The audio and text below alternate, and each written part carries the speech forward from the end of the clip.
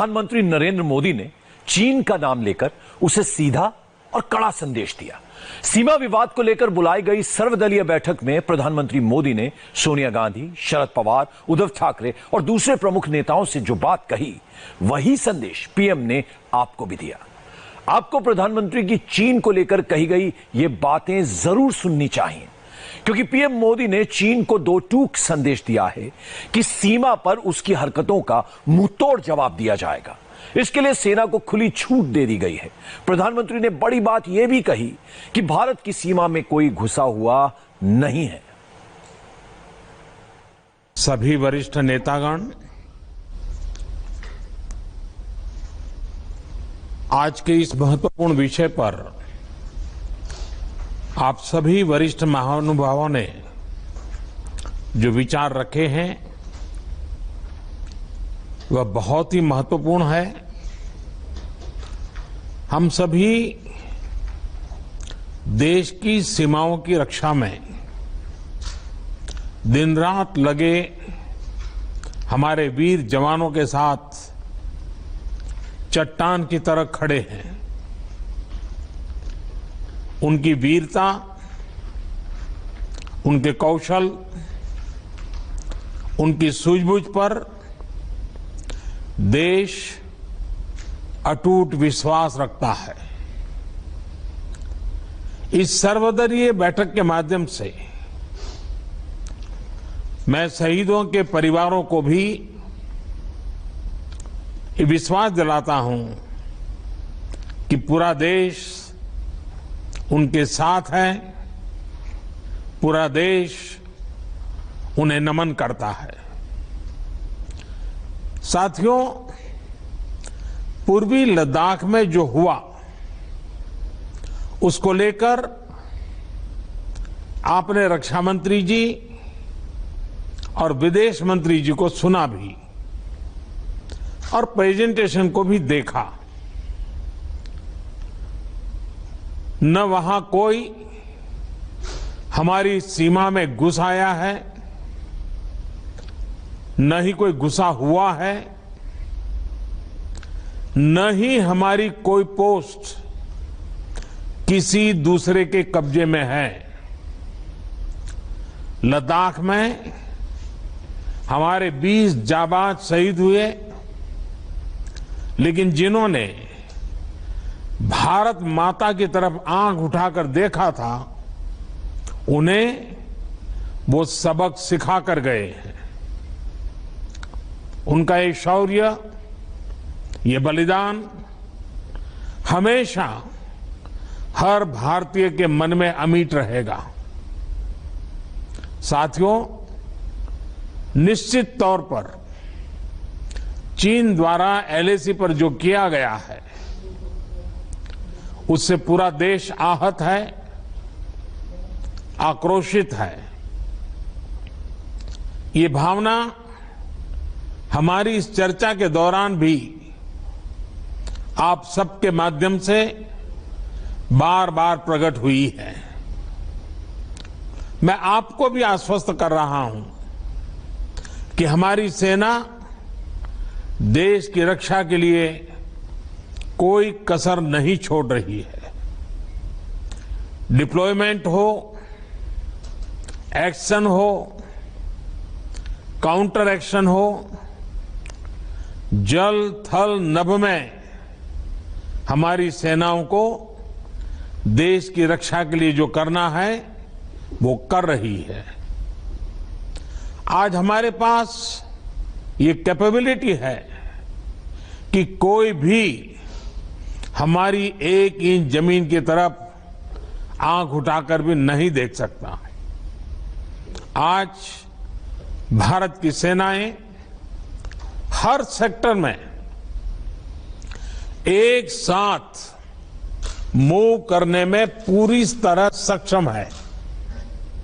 ऐसे में हमने जहां एक तरफ सेना को अपने स्तर पर उचित कदम उठाने की छूट दी है, वहीं दूसरी तरफ डिप्लोमेटिक माध्यमों से भी चीन को अपनी बात दो टूक स्पष्ट कर दी है।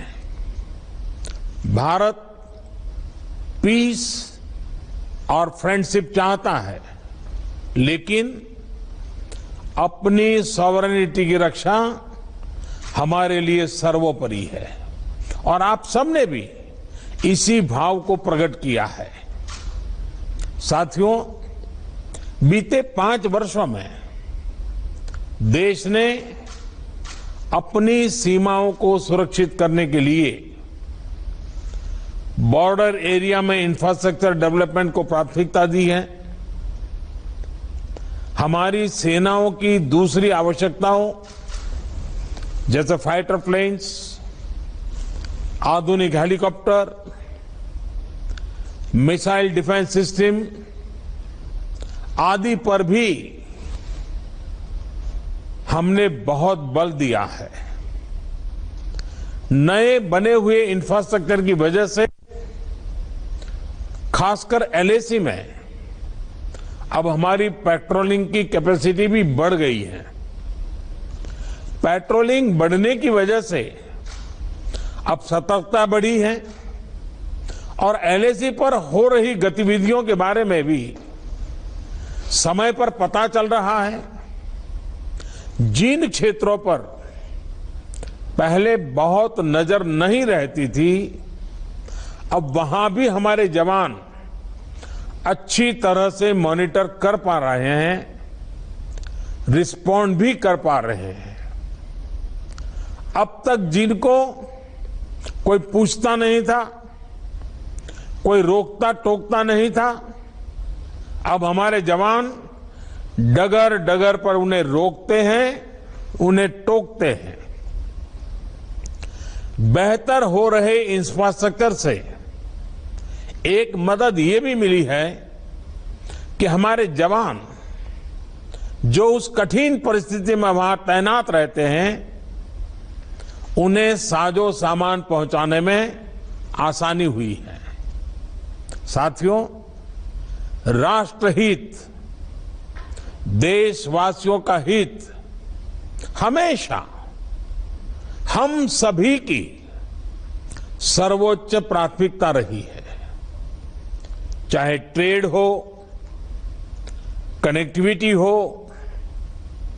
काउंटर टेररिज्म हो, भारत ने कभी किसी बाहरी दबाव को स्वीकार नहीं किया है।